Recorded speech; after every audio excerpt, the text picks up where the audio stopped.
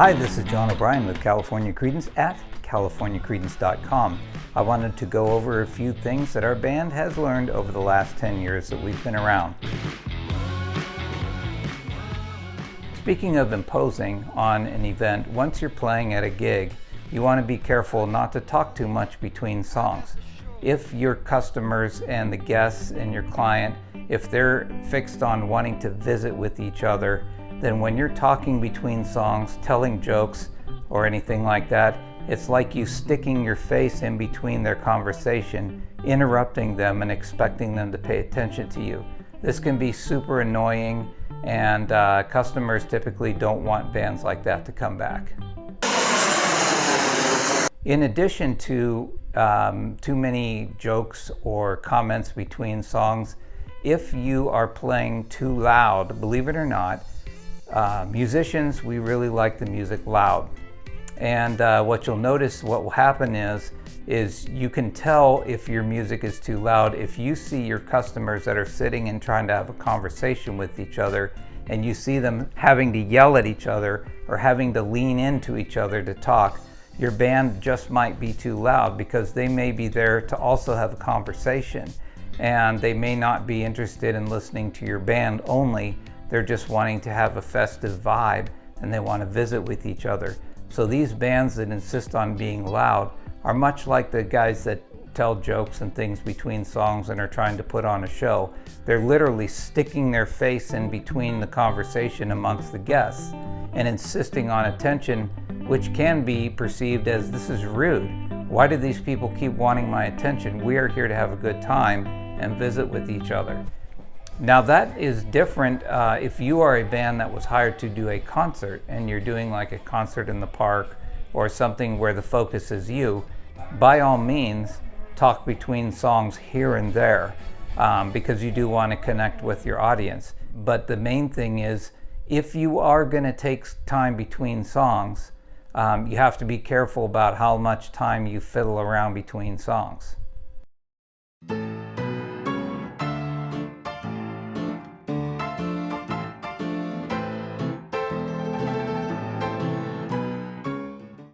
So I like to watch other people's bands, and I like to see what's going on with their shows. And a few bands that I noticed, what I do is I take my watch and I time how much time has lapsed between them going from one song to the next song. I found that the bands that were not enjoyable to see were probably doing well over 15 seconds to 30 seconds between songs. One of the bands that I saw actually spent up to 2 minutes between songs. This is very discouraging for your audience if you're there doing a concert.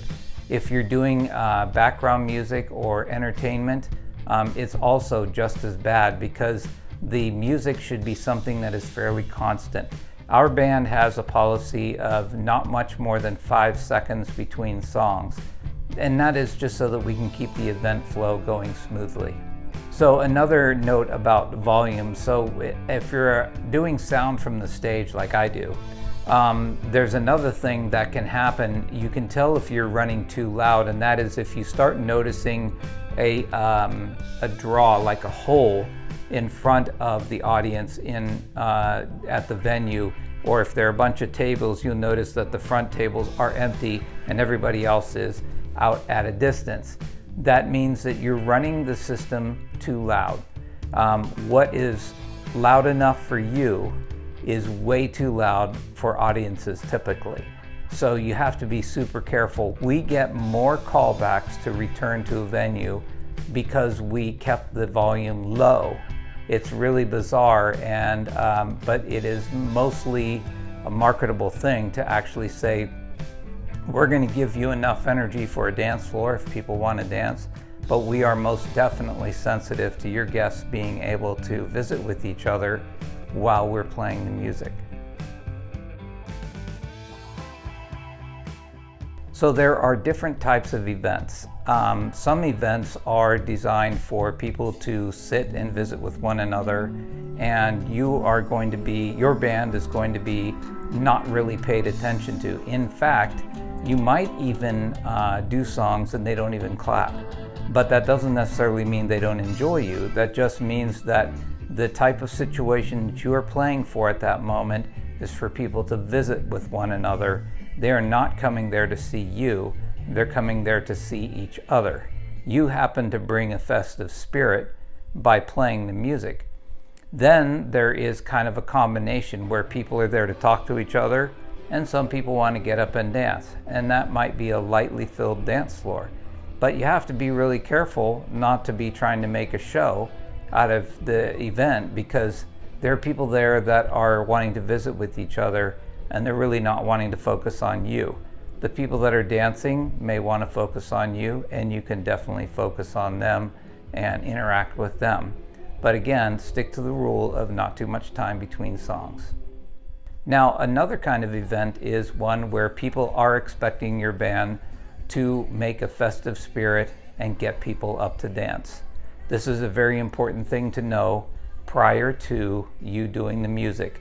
Something to make clear to the event planner is, if the band is far away from the food and the alcohol bar or beverages, you are not going to get a lot of festivity, you're not going to get a lot of dancing.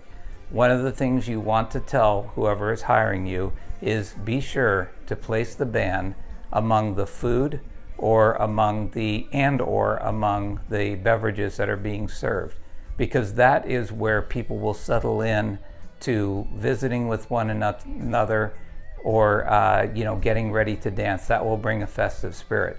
In the old days, we used to always say that the party always ends up in the kitchen, and that is true because that's where the food and the drinks are. So you want the band to be somewhere close to the food and the drinks. Again, if it's too far out there, away from the food and the drinks, there's very little chance you're going to have a full dance floor. About conversations or saying things between songs. One of the things that just happened in a gig that I did sound for, I had one of the band members come up to me and say, hey, we noticed that the singer, she is heard very well during her performance, but when she's talking between songs, people are saying they can't hear what she's saying. Well, that's a good point. And I told them, let me demonstrate for you what to do. I had a dead mic that I also used as an MC announcement. So what I showed him was the difference between talking between songs and singing is that talking between songs, you don't want to talk like I am now, where you're saying, oh yeah, this is what we're doing. We're going to be talking between songs, because when that goes out of the PA to the audience, they hear a bunch of mumbo jumbo, or whatever jumbled stuff, and it sounds like a bunch of mumbling. So what I always tell anyone who's talking between songs, if I'm doing sound, be sure to enunciate and speak slowly, like, hey everybody, I hope you're having a good time. We have a tip jar, and make sure you give us a little money in the tip jar, and don't give it to Starbucks right now. Make a commitment to just take those Starbucks tips and put them in the tip jar. Are you all having a good time? Yeah, they all clap and say, right on, all right, are we ready? And then you go into the next song. But if you say, well, we have a tip jar, all right, everybody, and make sure that you don't give it to Starbucks, make sure you give it to us, and then we can, we can really make use of that money. And just make an agreement not to tip Starbucks for the rest of the year and put it in the tip jar. They'll be like, what? So you have to speak slowly, enunciate clearly, and it might seem corny, but the audience doesn't see it that way. They're interested in the fact that I knew what that guy just said. I heard everything they said. So definitely you want to, if you are going to talk, don't banter between members and make inside jokes and things like that, because nobody knows what you're saying. It sounds like a bunch of mumbling, and it doesn't make any difference to the show, unless you have a planned or scripted or something where you can enunciate and speak clearly and don't interrupt each other. Just go ahead and let somebody finish what they're saying. But when two people are talking at once, you're back into the mumbling section, and it's as if you said nothing to the audience and you've wasted time. On the subject of audience and talking between songs, something you really want to make sure that you avoid doing is criticizing your audience. Some audiences are not there to applaud you. They are there to have a good time. So if you have a situation where you've done about 10 songs, nobody's clapped, but nobody's complained, and then you say something from the microphone saying, "Hey everybody, I can't tell, are you having a good time? It's sounding like a golf tournament out there.